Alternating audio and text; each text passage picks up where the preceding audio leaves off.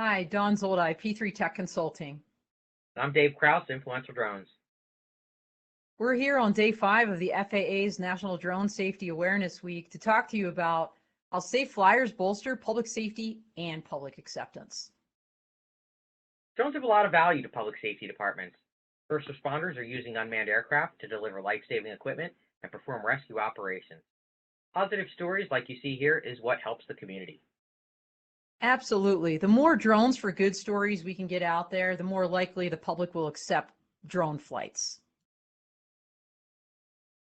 I love seeing drone activity in the news. Check out that story about search and rescue drones helping to locate a missing child.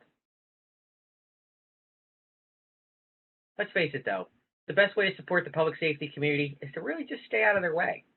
Don't worry about it, you'll catch it on the evening news anyway. We need more positive stories like this to keep on coming. Absolutely. Keep those drones for good stories coming. If you have any questions, feel free to email us. If not, we'll see you again tomorrow. And in the meantime, Dave, what do we tell them? Fly, Fly fly safe. safe.